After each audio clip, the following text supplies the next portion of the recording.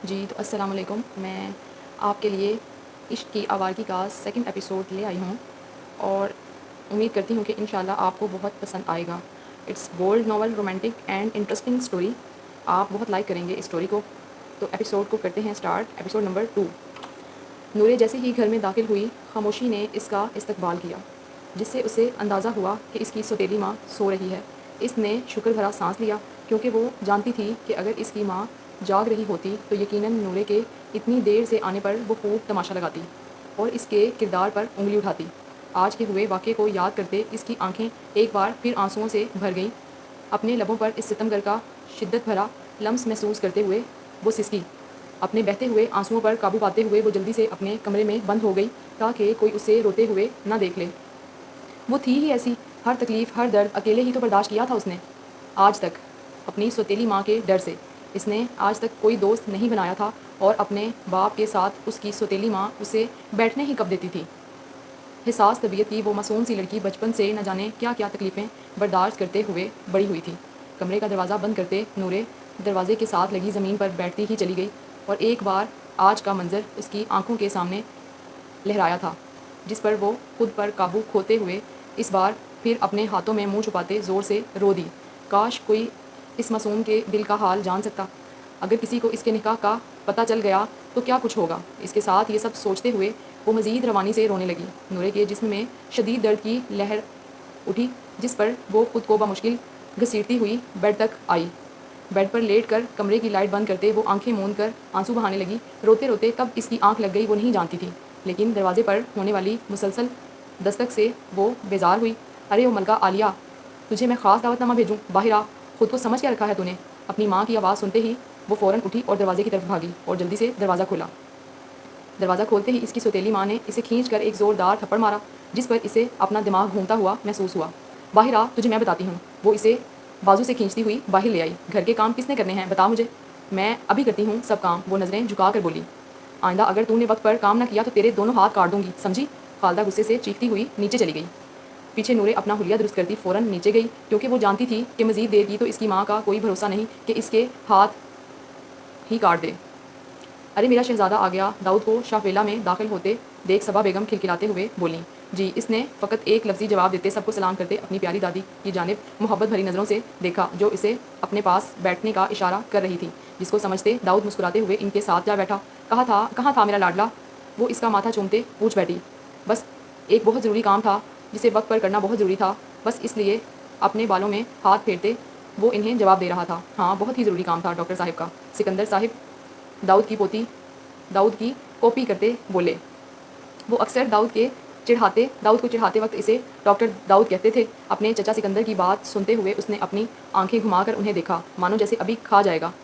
داؤد کو اپنی جانب دیکھتے پا کر انہوں نے اپنی مسکراہٹ چھپائی اور آنکھوں میں اسے بہت کچھ باور کروایا. ان کی بات سمجھتے ہوئے اس نے اپنا رخ اپنے دادا جان کی طرف کیا. دادا آپ کو پتہ ہے سکندر چاچو ارے داؤد تم نے بتایا نہیں ہسپتال میں سب کیسا جا رہا ہے. داؤد کی بات کاٹتے ہوئے سکندر صاحب فوراً بولے. مبادہ کہیں وہ ان کے راز ہی نہ کھول دے. سکندر صاحب کو بات بدلتے دیکھ کر داؤد نے بھویں چڑھائیں اور چہرہ نیچے کرتے ہوئے اپنی ہنسی چھپائی مانو جیسے کہہ رہا ہو کہ آپ شیر ہیں تو میں سوا شیر ہوں.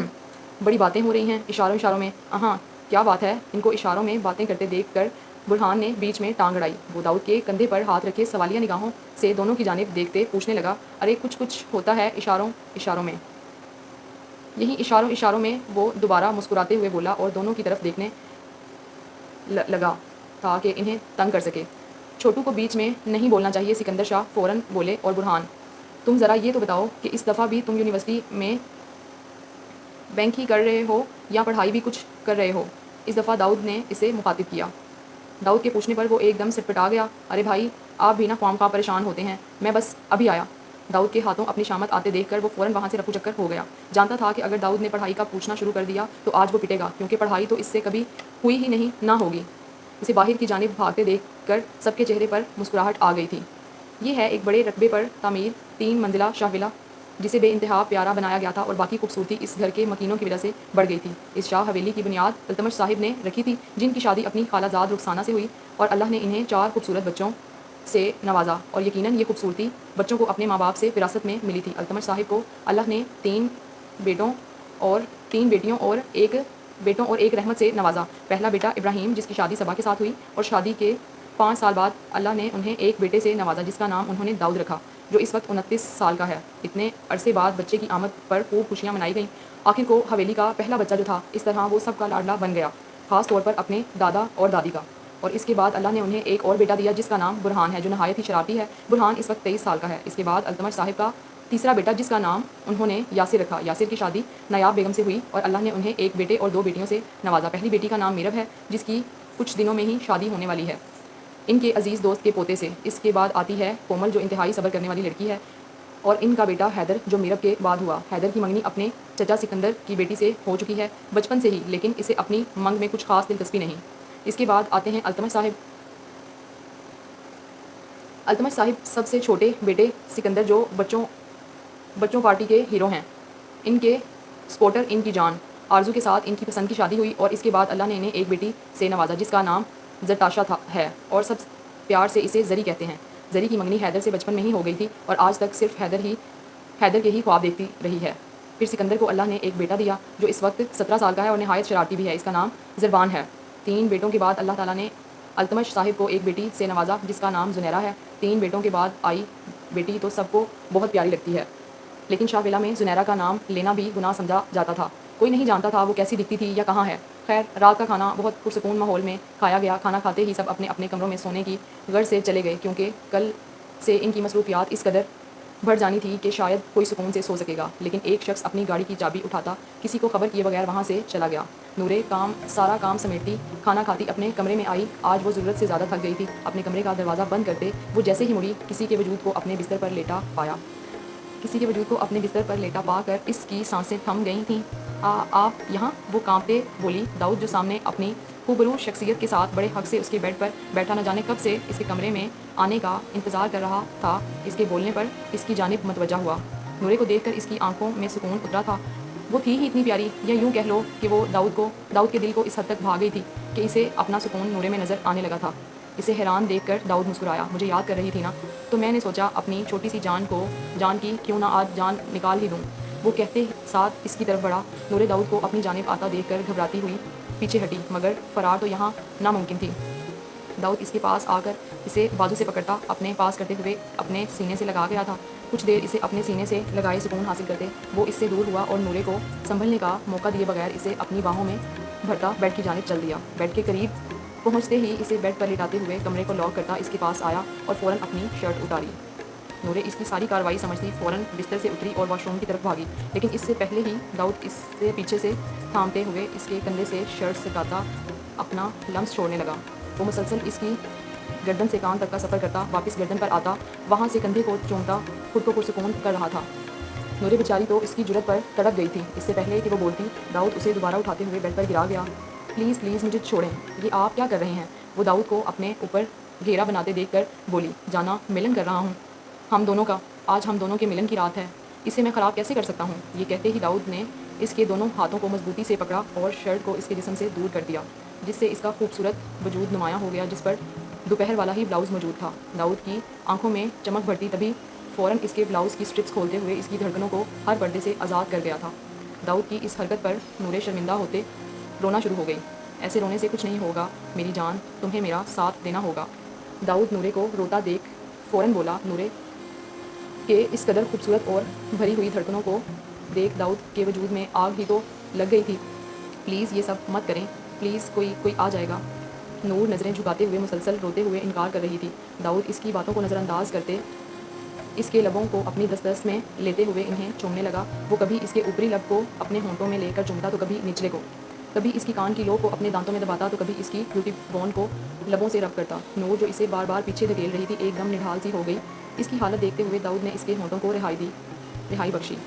اس کے چھوڑنے پر نورے اپنے رکے ہوئے سانس بحال کرنے لگی، لیکن اس سے پہلے کہ وہ مکمل سانس بحال کرتی، داؤد نے اس کی دھڑکنوں کو اپنے ہونٹوں میں لیتے ہوئے شدت سے چوما۔ اس کی اس حرکت پر نورے اس کی کمر پر اپنے ناخن گاڑ گئی۔ ایک دم درد کی شدت محسوس ہوتے ہی داؤد تھوڑا پیچھے ہٹا۔ جنگلی بلی، آج تو نہیں چھوڑوں گا۔ یہ کہتے ہی وہ اس کے دونوں ہاتھوں کو پکڑتے بیڈ کے ساتھ گری اس کی شرٹ کو اٹھا کر پیچھے بیڈ کے ساتھ اس کے دونوں ہاتھ باندھ گیا، جس سے نورے کا وجود مزید ابھر کر دلکش منظر پیش کرنے لگا، جس کو دیکھتے داؤد کے جذبات مزید بڑھ گئے تھے۔ اب روک کر دکھانا، یہ کہتے ہی دوبارہ اس کی دھڑکنوں میں منہ چھپاتے ہوئے اسے سسکنے پر مجبور کر گیا۔ کمرے میں نورے کی سسکیاں مسلسل گونج رہی تھیں۔ اس کی سسکیوں سے لطف اندوز ہوتے ہوئے داؤد کے اندر کے جذبات مزید جوش مارنے لگے۔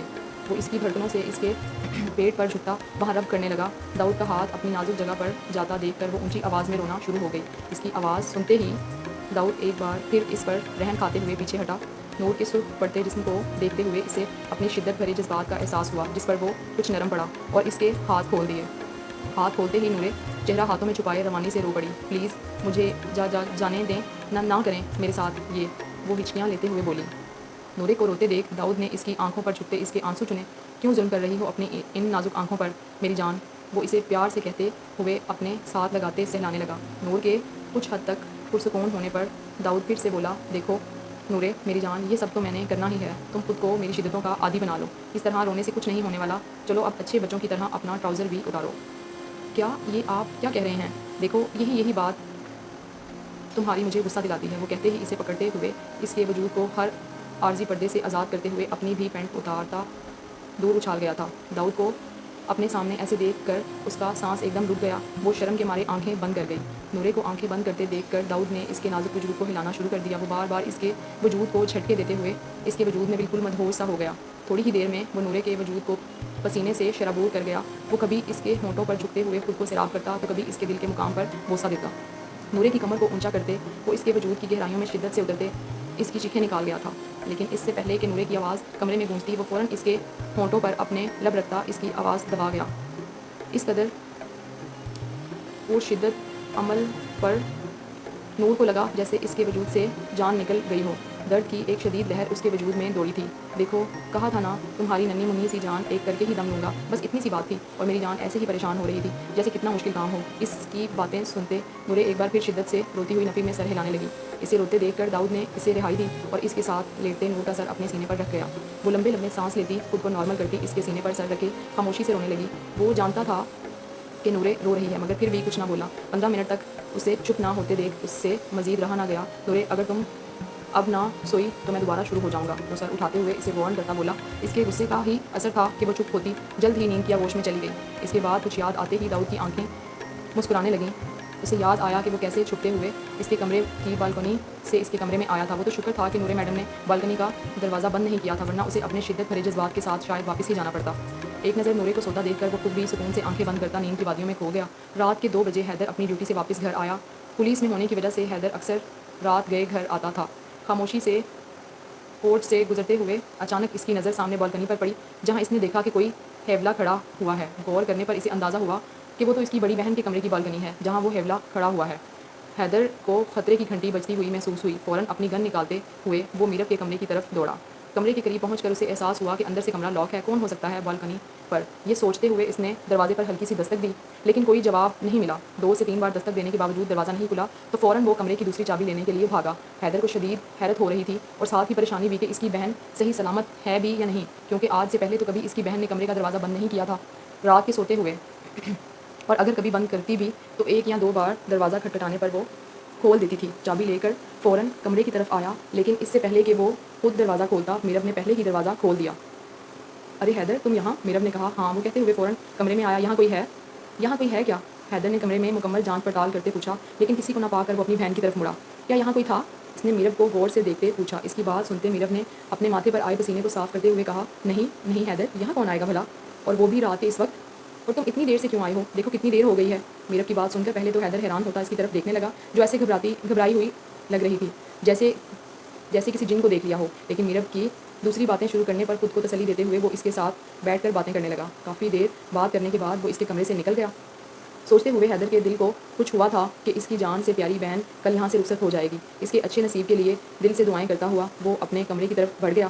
لیکن 1 منٹ، یہ کیا رات کے اس وقت وہ حیولا شاہ ویلا میں کیا کر رہا تھا؟ تقریباً 15 منٹ بعد اس کا ساتھی بھی شاہ ویلا کی دوسری منزل سے ہوتا ہوا بہت احتیاط سے پہلے کے پاس آ کھڑا ہوا۔ ایک دوسرے کو دیکھتے دونوں کے چہروں پر والہانہ مسکراہٹ آئی تھی، اور پھر وہ دونوں اسی مسکراہٹ کو چہرے پر سجائے شاہ ویلا سے نکلتے بہت دور چلے گئے۔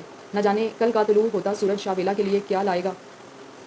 دور کھڑے غم کے بادل ایک دفعہ پھر سے برسنے کے لیے تیار کھڑے تھے، لیکن یہ کس پر برسنے تھے یہ تو اب وقت ہی بتائے گا۔